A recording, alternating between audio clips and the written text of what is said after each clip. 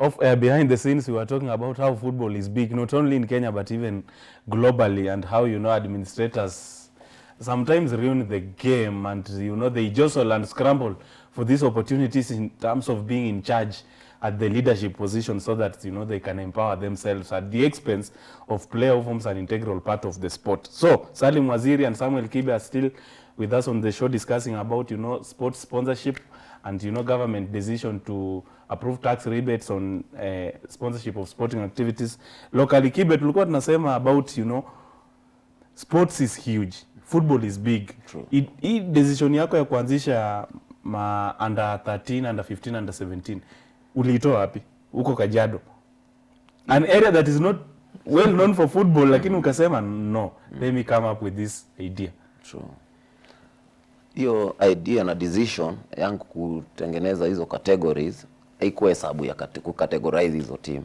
But comes niko na watoto wa under 15 nacheza na wao. Huku na surroundiwa na watoto wa 10 years, 8 years, and they are asking me, where is our ball? Hata si tubaia ball. Na saida wanaona una mingle na wale wengine, you are doing tough tactics which they are even enjoying. Hata unastukia mtoto ameingia ndani ya grao. Ana join rende ingine. Ana join rende ingine juu ameona hii rende. Sababu wenye wako naye at least hata inaonekana. You see? Nilikuwa naenda nacheza na under 15 au wadogo na wabaia to bites watuondokee. But walikuwa wanaonyesha bites, it's not the end. We have talents too. So wanafaa fanye kitu tunafanya na wale wengine. Sisi tunataka utusukume. Unaambia hao utawapeleka mpaka majuu. Wakikuwa na discipline utawapeleka wacheze majuu. Hata sisi hiyo majuu tunaenda kochari. You see? So ndio nikawaonyesha acha tu classify. Hata hizo leagues ukienda tunacheza under 15, strictly under 15, under 13, strictly under 13. Na sasa kuna hiyo senior team under 17 na seniors, hiyo inachezanga sasa hesabu moja. Hawa wadogo nakuta huyo under 15 amefuatwa na watoto wake. Our town kidogo which is congested somehow. Tuala. So huyu akitokea ameambiwa usiende game. Wewe ni unaangalia mtoi anapiga hesabu, sitaenda game, nitaenda na mtoi juu grao iko karibu. So akikam instead of mtoi ati anaanza kuona bro yake anachangamka anamfuata grao, tunawatafutia sasa coaches mwingine mwenye anaweza wa guide. At least even ndio tulienda tukiwa categorize. Na society around embrace aji idea, because I remember when us guys were growing, and probably Salim can explain it better because he was a footballer. You are passionate about football and you want to prioritize football at the expense of academics. Mzazi anaona wewe hizi vitu zitakupeleka wapi? Soma bana. Huko society ime embrace aje idea yako ya kuempower kids? Society kitu ya kwanza nikiangalia imeadmit kidogo hivi, tukirudi pande ya academics wazazi wanakataa kuadmit. It's training me so much. Ukikutana na mzazi anakuambia coaches, kijana ana perform vibaya sana, akili iko kwa mpira. Na wewe mkikutana field unamwonyesha hesabu ya kwanza, education is the key. So tusome, ndio hata tukienda Belgium tusiende na translator ati ile mambo wewe unaongea. Hiyo ni kali. Lazima aende akatranslate ile mambo unasainia. You see? So watoto hawafanani. Hata tuseme hata ikiwemo mimi. Hata mimi nikiwa shule. Hiyo loss record bado nimesomea. Kuna time nilijiingiza kwa football. I was a very good goalkeeper. Na ikakuwa because of that consistent, hata mimi nilikuwa na concentrate sana na football. You see? So ilifika mahali ya performance, I performed badly. So hata wazazi wakaonyesha we can't even support you. Why? Sisi hesabu tumekupeleka shule usome. Wewe tunasikia huko unasifiwa vile unarukanga mpaka juu ya post vile wewe ni straight goalkeeper. Utatuletea nini? Naonyesha hata football tunaona inalipa. Kuonyesha first of all tupige football. But me hata nikifika ground na majunior nawaambianga education is the key. But ukifika shuleni hata na ile kitabu ya Kasuku, the front page imechorwa ball. Ukigeuza hivi imepigwa cones na flag na marking. So unaonyeshanga unaweza enda shule, you try harder. It's not a must. Lakini labda that's not where God amekupangia. Lakini hapa unaonyeshwa you can read, si lazima make it. But if you be consistent, disciplined, and put more effort, still talent can take you anywhere. Yeah, absolutely. Ongelea kitu poa, but you know, in most of these Kenyan academies, especially in Nairobi, they tend to be considered as daycare. Chani peleke ravo pale, a waste time asinisumbue mtani. I don't know what's the impression nowadays in terms of, you know, starting those initiatives that empower kids and, you know, uplift their abilities. I would like to tell you this. May the parents who have their kids in academies not have heard you say that, because we'll find them outside the gate. Very wrong statement. But then again, we are talking about... I remember I received a lot of whooping from my mother from just going to play football. But it's because what my heart wanted. It's what I knew I was good at. So, but time and time again, kichapo ilikuwa kibao. But we thank God for life at the end of the day. So, but she was just trying to make sure I balance between football and education. Because if you don't get the balance right, you'll find that you've lied on one side more than on the other. And once you do that, you've got to forget about one. And that's not how it should be. You've got just to find the right balance. So I think for me right now, as Kibe is saying, we're not all meant to be brilliant in class. I might not be getting S, but I can get better crosses in. So sometimes we have got to, as a society, we have got to embrace that, because not all these kids are born the same. Not all of them are meant to get straight A's in school, but some of them are wild talents. Because you look at Olunga right now. Probably they call him an engineer because he had to go ahead. And he's an A student, right? He's an A student, but you see, he told himself, because I know I'm much better in football. This is one thing I'm sure about. It will take me places. I better concentrate in football. And it has taken in places. It has taken in places. The likes of Ronaldinho, the Neymars of this world, the guys, as Kibe is saying, they use translators. A fellow cannot even put his own signature on a paper, but they are now billionaires. So you've got to look at these things as a society and say, no, you're not telling your kid to get out of school, but you're telling them also to just find the right balance. And that's what the society should do. I don't know if you've watched the documentary of Neymar, and you know, at 14 years he was stubborn, very obstinate. It's called chaos. And you know, even the father saying that, you know, his son gets to be blamed so much, contrary to what people know him for. He's a good boy off field, yeah. Off field. Yeah. And you know, I think that is also supposed to be applied locally by our parents when they get to notice that, you know, their kids are very good at a certain sport. They deserve that backing, right? Yeah, absolutely.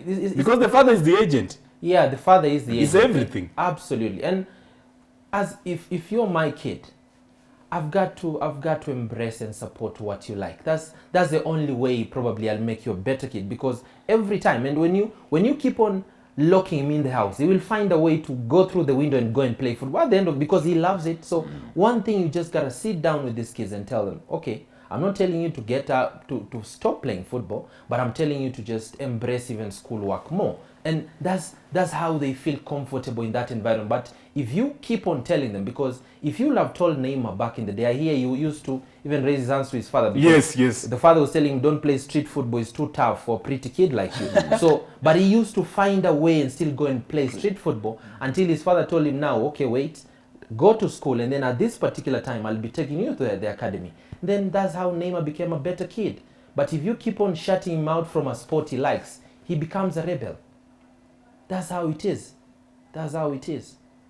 So Kibe, sports is huge, na pia sponsorship is very critical. True. It forms the basis of success of our sports. Tumeona internationally, Newcastle, tumeona matajiri wameleta pesa, they have pumped their resources, and that, you know, boils down to sponsorship. Not only football, but even other NBA, ukienda huko America, a lot of resources have been pumped to realize the success of those entities.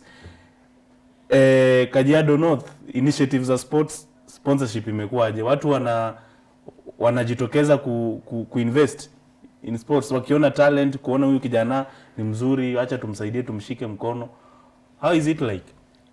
Ama sasa watafanya hivyo juu ya CSR mina ku approve rebates. Let's hope sasa ndio watafanya hivyo. Juu the times tu tunapeleka vijana huko, vijana wanaenda wanapiga game safi. Ile sababu tunatokanga naye huko, ule kijana wako na ule au vijana wako sawa. But effort hiyo kijana tunaweza msaidia aje ndio hata at least add more effort. Hiyo kuambiwa mzuri ni ya mdomo tu. Hiyo ni ya mdomo tu. Hata sponsors tunapatanga hiyo ya mdomo. Unaonyeshwa hata nitawafanyia hivi. Inafika mahali umefika mnaenda game. Uwezi cut kwenda game juu fulani aliwaambia nitawasponsor, nitawalipia gari muende ama nitawabaia lunch muende game na aja jiavail. So somehow in Kajiado bado iko shaky. But there are some guys there, they are trying to bring football alive in Kajiado, and we are happy of them because we know talent is there. Talent iko mashinani na ile untapped kwanza, ile raw. Yeah, na ile yenyewe si ile ya kusema ni ya kwenda kutafutilia huko kwa watu wamefichwa mahali. Juu talent to me venye najua talent si mtu yote unakuta pale anachangamka sana. No. Football, according to my knowledge, I know football it's according to what you will call it in your mind. Cause ndakam grao, I'm not fit, I'm unfit, but nikipigishwa zoezi, nikuwe na discipline, I can be a very tough guy than everyone who was tough in that field. So football is according to what? It's mental. Yeah, it's mental.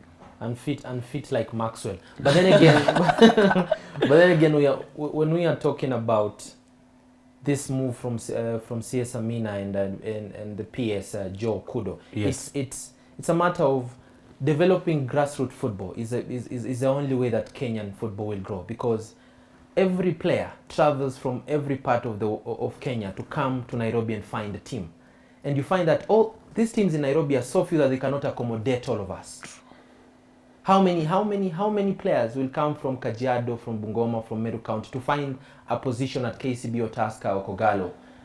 They can sign maybe just 5 players. The available slots are crowded. Yes, but when you take all these resources to the grassroots, now it means players, because the sponsorship is there, players who are playing in Coach Kibe's team don't have to travel to Nairobi to find a better team that pays well, because they're just getting better earnings in their grassroots football. So, and that's why we remember the late Reynard Fabish used to say time and time again, the only way to make Kenyan football grow is when you concentrate in grassroots football, because that's the foundation. Yeah, you go in those football fields in whichever part of the country, and you watch those lads, and you can even ask yourself, huyu jamaa mbona hajacheza timu ya KPL, because he's that good. Yes, you can even wonder why he's still doing in Meru or Murang'a. So what is it? But you see now, because all these teams that are in these modern cities cannot accommodate all of us, the only thing we can do is go and play for Coach Kibe's team, because that's the only place we can get an opportunity. But now when you take all the resources to the grassroots level,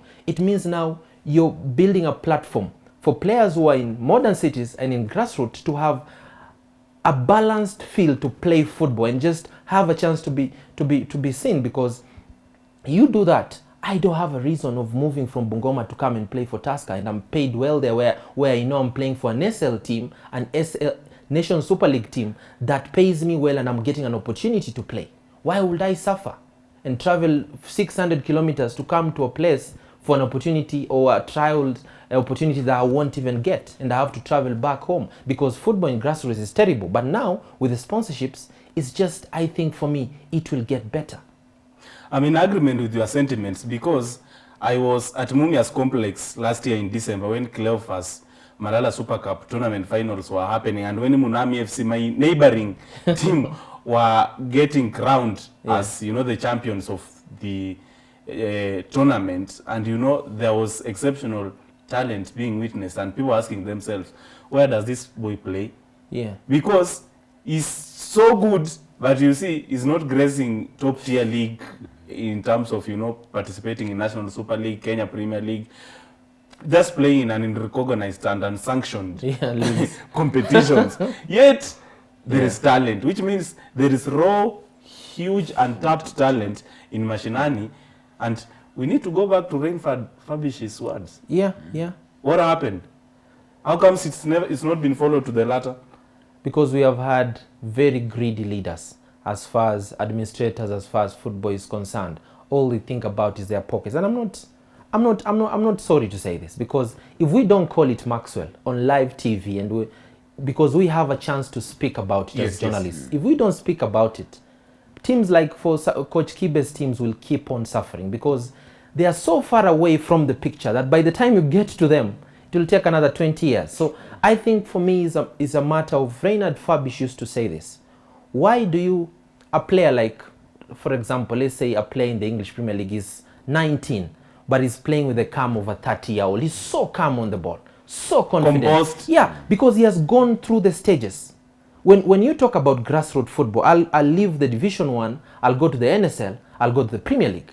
When you get there, nothing phases you anymore. I've seen players in the Kenyan Premier League, a guy cannot even be comfortable on the ball because he has not had the basics of football.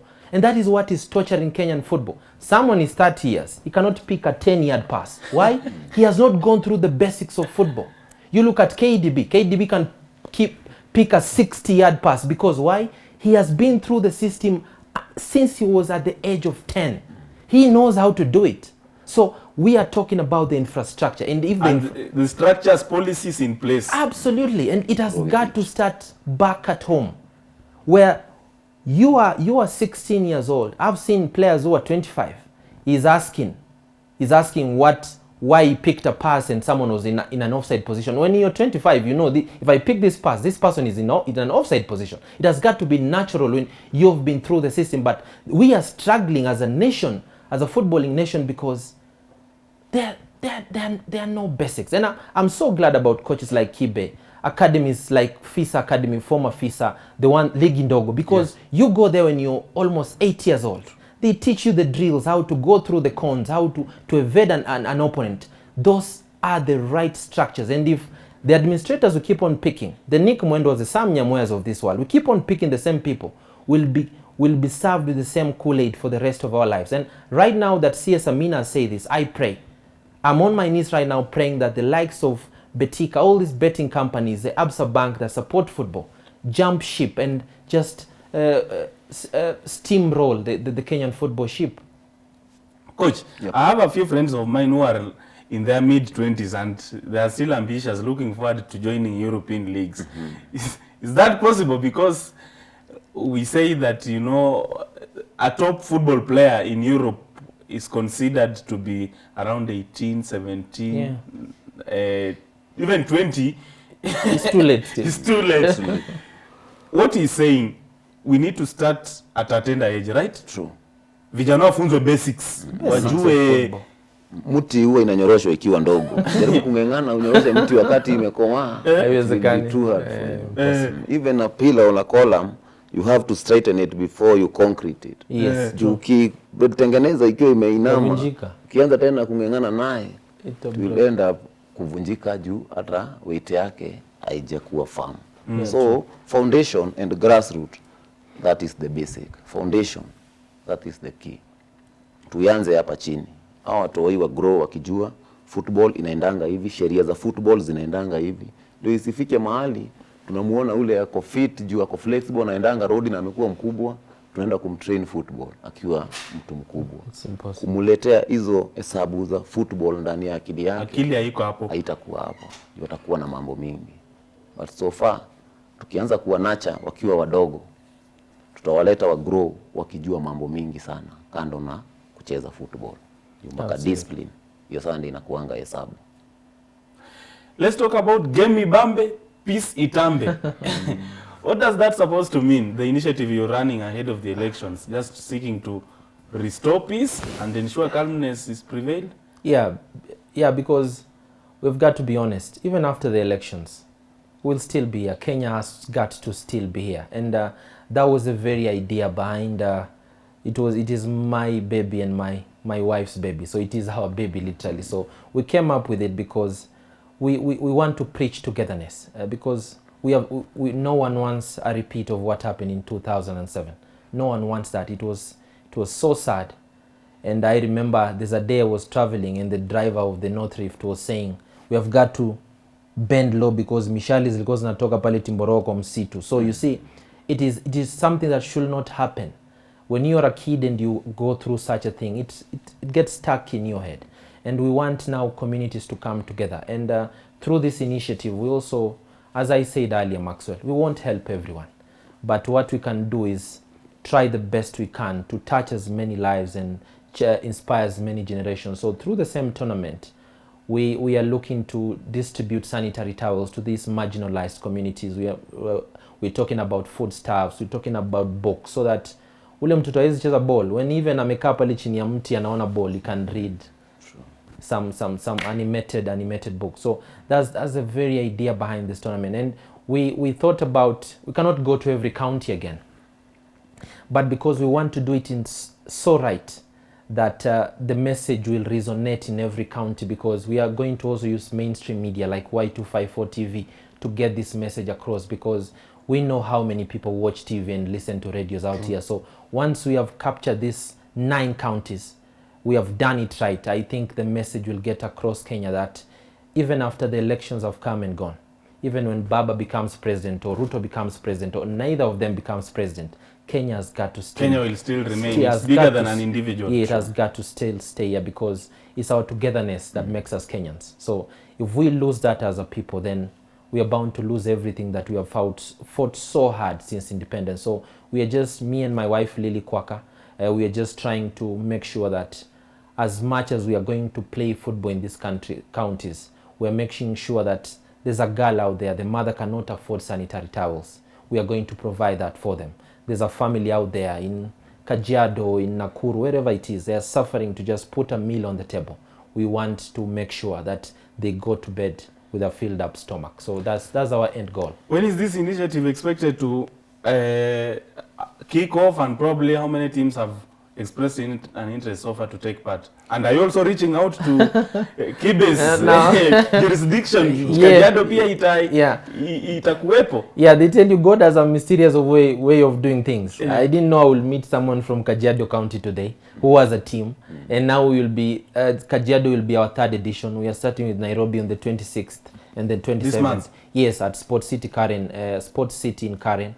And then we'll go to Mombasa, and then we'll go to Kajiado. So today God has brought him right at home, so that at least he can go to the ground and spread the gospel. True. So it's a good thing. So I think we are starting in Nairobi because it's a turf. We'll be doing 15 teams on the turfs and 30 teams on the natural grass ground. So I think that's how we are going to go about it. So yeah, and we pray to God to stand with us until we come to the end of this journey, which I think will be by July. We'll have finished all the 9 editions. I know Kibe is so much interested in getting to listen. What's the prize money for the winner, so that his team can participate? Kibe kuna team, senior team. Yeah, my under 17 inaweza perform na any team, senior team. According to their growth. Vile nimewalea, I trust them. Ni vijana wanaweza chapa bolo ashinde tona. Yeah, and we're also using the tournament again. We are inviting. We're inviting politicians, because they are the biggest root of all these skills that come up. So we also invite. We don't care whatever party you are. You are a DAP-K contestant. You are a 4K, regardless of political affiliation. Regardless of your political, you just come to the ground and speak to the people. We can even put them on the same platform, so that they speak with the same voice, regardless of the parties they are in, so that the people can see because if they see the politicians are not together, the communities and the societies are bound to go separate ways, because you can only support someone you're going to vote for. So if I'm voting for Maxwell and Kibe is voting for Lily, then we'll clash at some point. So we want to make sure there is no rift between the politicians, and that way there will be no rift between the society members. And considering sports is a symbol of unity globally, not only locally, because it brings people together regardless of, race, religion, gender, whatever, affiliation. So it is something that, I'm looking forward to see Kibe's team taking part and probably winning. But Kibe anatutitisha hapa, anasema timu yako under 17 yako ni gani? Timu yangu ni mambo mbaya. Yeah. So mnafahamu the registration procedure, the modality? We have a pay bill that is on the posters. We have a pay bill, and it's this same amount that they're registering for.